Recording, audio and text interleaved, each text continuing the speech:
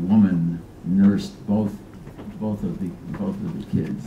And there is a in Albania, if one nurses two kids, they could never marry. So somewhere she has a son, her son has a sister somewhere in the world. It was quite a touching story. Okay.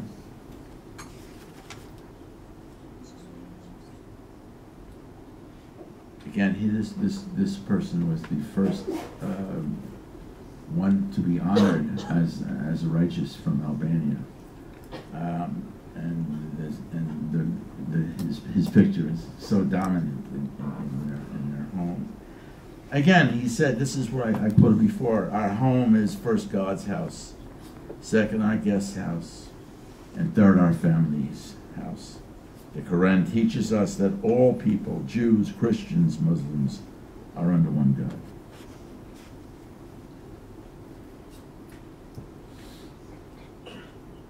Brother and two sisters, very different sisters. One religious, of course, and the other is far more secular. And I asked them, can you do some prayers? And I did the prayers with them. I was doing the prayers with them and shooting at the same time. And that's the picture. Without the Quran, there is no Besa. Without Besa, there is no Quran. For the heart, there is no color of skin. No man or woman can forget God. We went into this home. We met this guy's son. We thought he was long gone, and all of a sudden the door opens and there he comes out. You know, he was a tailor and he's still very dapper. He was quite a wonderful man, and he told stories of feeding this Jewish family and traveling by horseback and to Tehran and bringing food back for the Jewish family. I've always been a devout Muslim. During the years of communism, all institutions of God were closed, but not the heart. I did nothing special. All Jews were our brothers.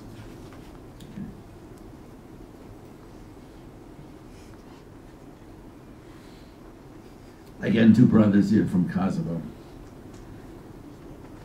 It is an Albanian tradition, then and now, always to have our door open for guests. The next time it could be our family needing shelter. We are religious Muslims and say our prayers every day in Arabic. Again, in Pristina.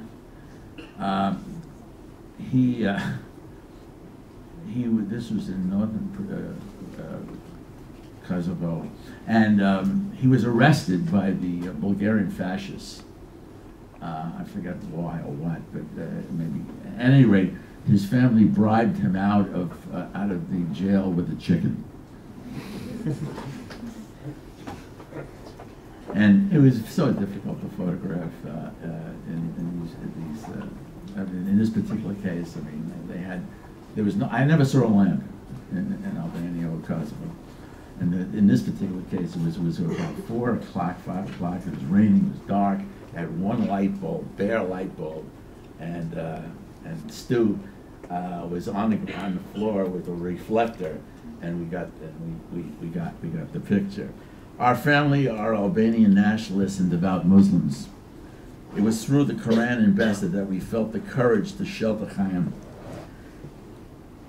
No one in this case in our village knew. We acted from our hearts. I remember also he was telling us that Chaim, he wouldn't take his clothes off. He was afraid to take his clothes off. And finally, we found out why. It's because he had sewn gold coins into his clothing. That's how he escaped. And ultimately did, of course. And he was welcomed. And they've had a long correspondence ever since. Okay.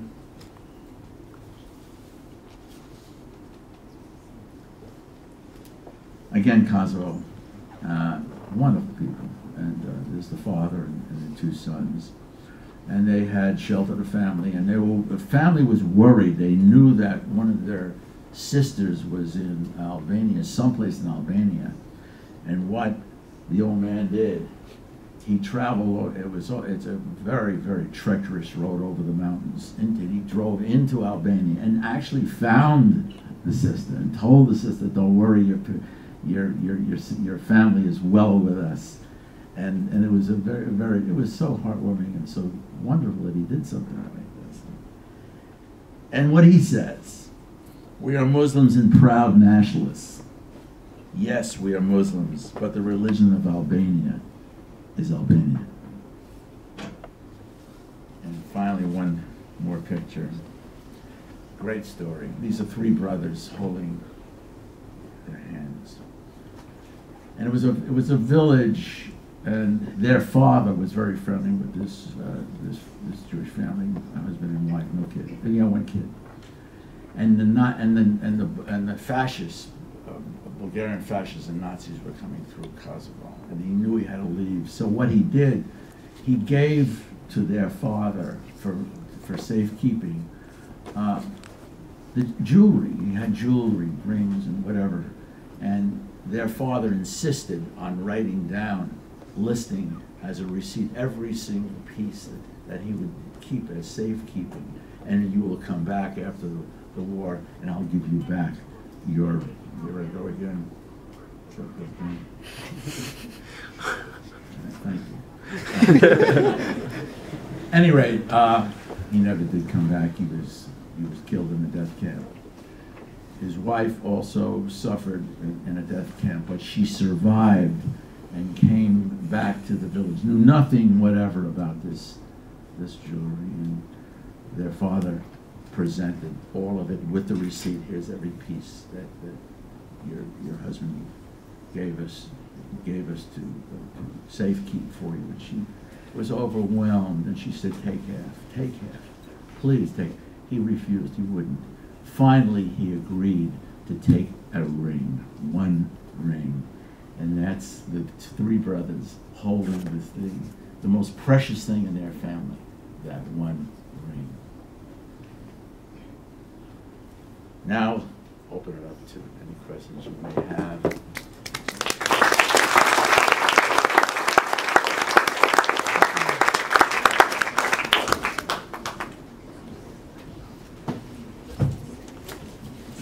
Decided it is going to be open mic, so if you've got any questions, can you just raise your hands and we'll choose each of them.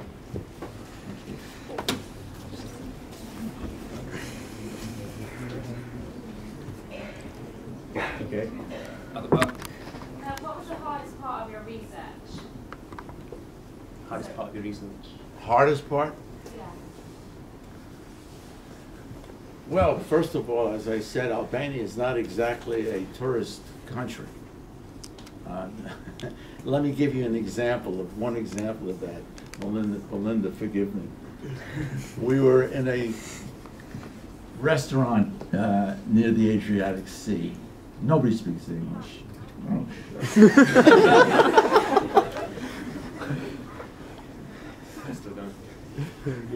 Again, nobody speaks English. And we were in this restaurant with our guide, with our interpreter, our driver, and the menu, and it was a fish and a price.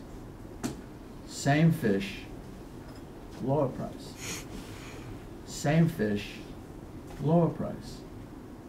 Through our interpreter, I said, well, what's the difference? Well, one's fresh, one's not so fresh, and one's been around for a while. That's Albania.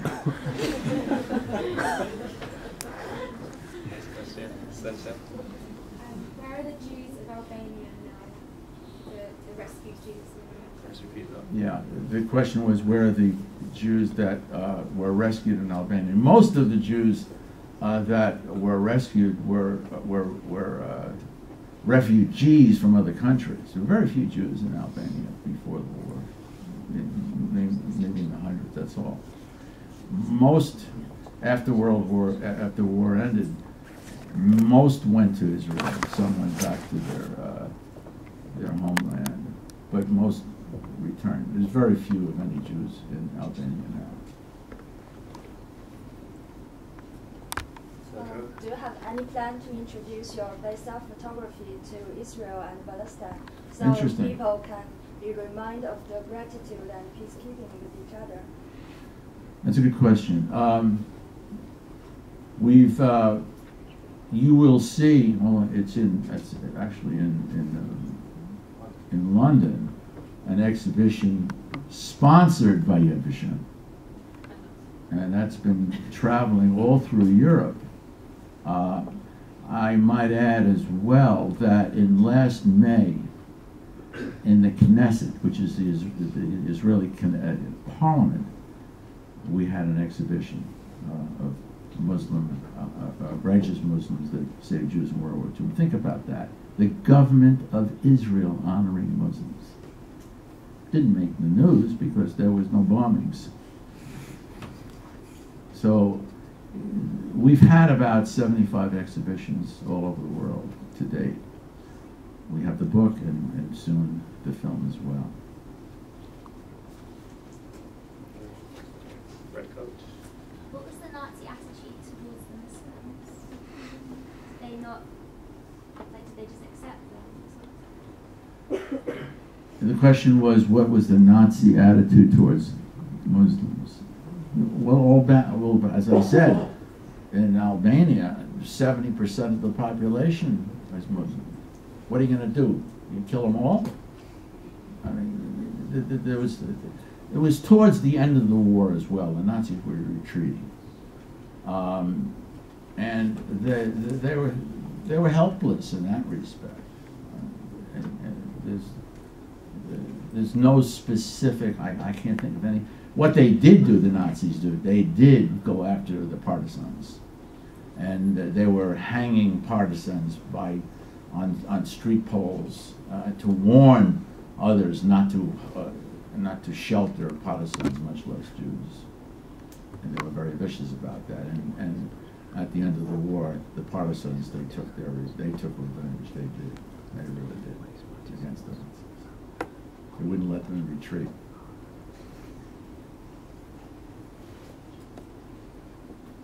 Leather jacket. So approximately how many Jews did the Albanians actually save? It's in the thousands, but it's not in the hundreds of thousands. Nothing like that. But that's what I said before. It's a small story, but it's a big story, and that they would do it again. I mean, there's no evidence, as I said, of any Jew being turned over to the Nazis. 2,000, 3,000 probably. We don't know. There's no records, and that's why when we went to Albania and Kosovo as well, we found many families that saved sheltered Jews that will never be recognized because they didn't even. I want to give one example of that. Is in this one home, they were sheltering a Jewish kid. His name was Joseph, and he was a cabinet maker. And he was showing us some of the furniture that Joseph made for them. And then towards the end of the war, Joseph joined the partisans. Ultimately, he understands. He immigrated to Israel.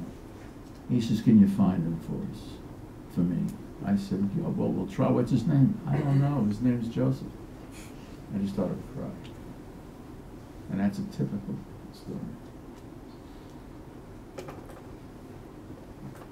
Is there any reason that you specifically focused on Albania when there were other Muslim countries that did save Jews during World War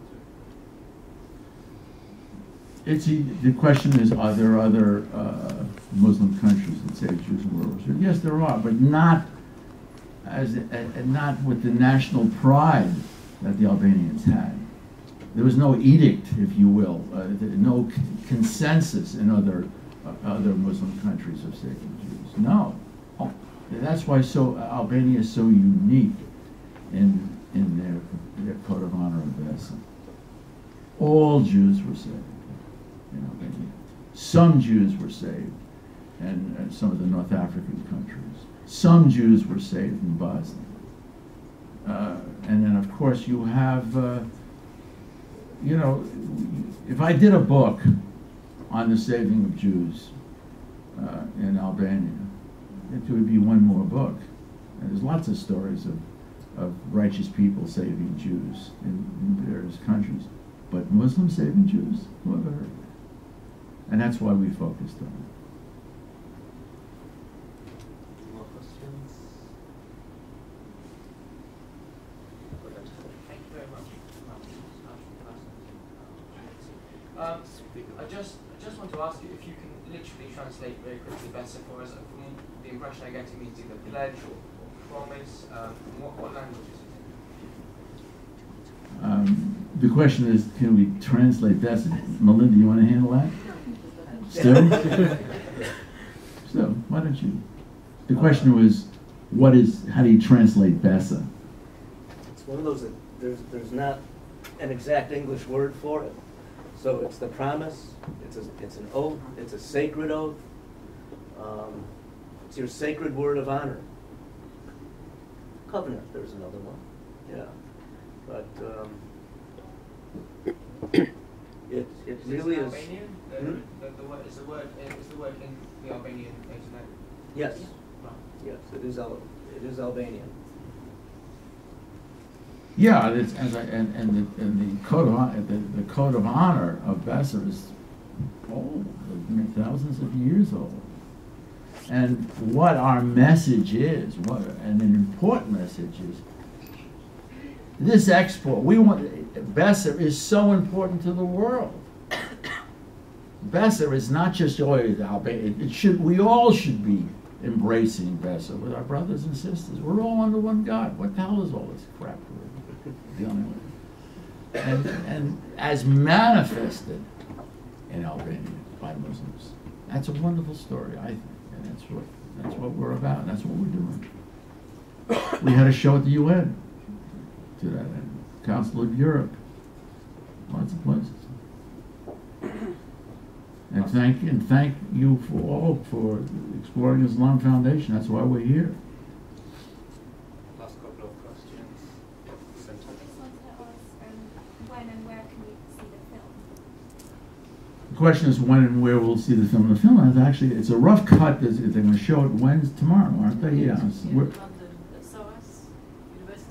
At SOA University.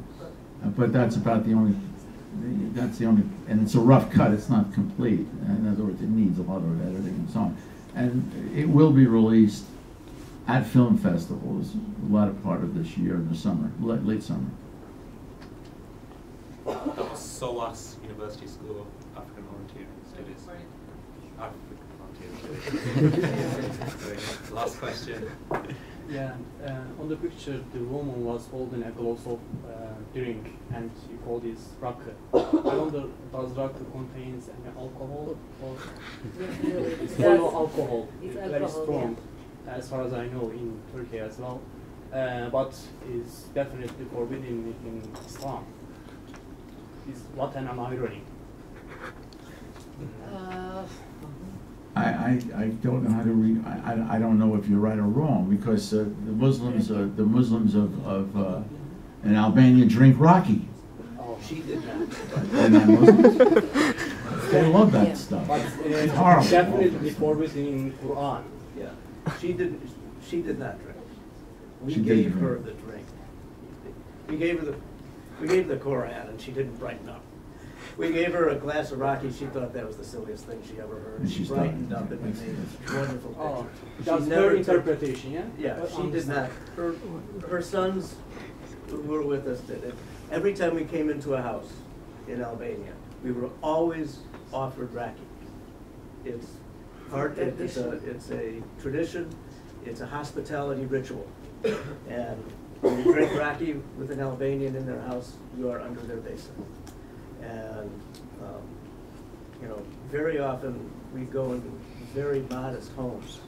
They didn't have a lot, but they always served us raki, nuts, fruits, anything they had, they would share it with us.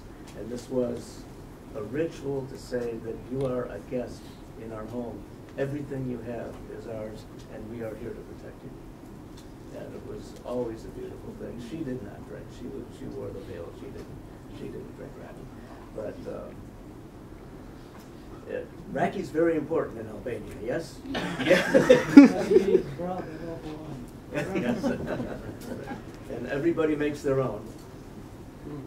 And And it's an acquired taste. Okay, last two final closing questions is we'll start from the front. I mean, although it's really good to emphasize the importance of such incidents, I think it's a lot more important to not focus our attention too much on such incidents in such a way that makes it puts across the message as if this is an isolated incident. I mean, with the history of Muslims saving Jews or Muslims treating other religions, I think it's really important to look at the Islamic factors as opposed to the cultural factors within Albania and other countries. So I'd like to turn people's attention towards, reading up perhaps the history of Andalusia, which is a prime example of, Abrahamic religions and, people of a diverse, living in a diverse society, living under Islamic law very peacefully, and in fact, no one had any pressure put on them to practice one religion or the other. So in contrast, in fact, if two Jewish people or two Christians had a conflict between themselves, they would be allowed to go to a Jewish or a Christian court to receive a ruling that stands by their religion, etc., etc. Finally, there were 12 Jewish families that had a lot of conflict between them. And in Islamic Spain, they lived in a lot of harmony, and basically the government helped to reconcile between them. And a statue was built for them by the families themselves, and the statues are actually being found and dug up in Andalusia now and rebuilt, and that symbolizes the harmony in which they live under Islamic law. So I think it's just really important to sort of take the attention towards the religious aspect and religious influence behind such actions, as opposed to the cultural influence such as Besa and other issues. Thank you. Thank you. Thank you. And final question of tonight. Sorry, I wanted to go back again to sort of bringing this story to the people in Israel and Palestine, and I was wondering also if the film is going to be showing in either Israel or Palestine, and what you think can be done to bring that back.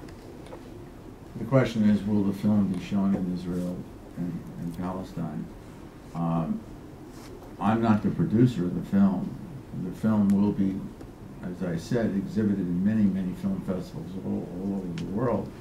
I will say this, though, that our exhibitions have been sponsored in Europe by Yad Vashem. So we've had lots of exhibitions in and around Israel. I'm not sure if they're in Palestine or not. I don't know that. But we've been in France and Italy and really all over. And it's a wonderful story. There's one thing I do want to say about the film. It's just and this whole project. The responsibility is no longer mine. It's you, the youth of the world. Change the world, for God's sakes.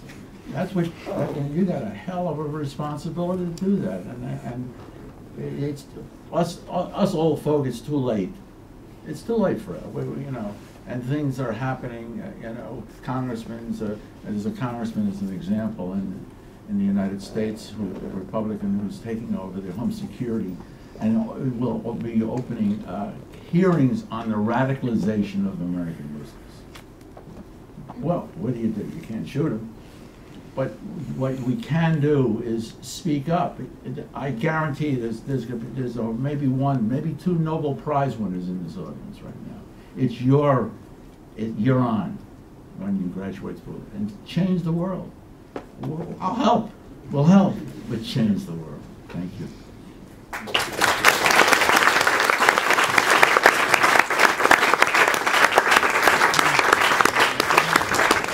On behalf of the Jewish Society and the Islamic Society, I want to thank our speakers today. Norman, thank you for coming, and thank you to Exploring Islam Foundation for letting us show this amazing stories today. I hope you all enjoy yourself, and thank you very much for coming.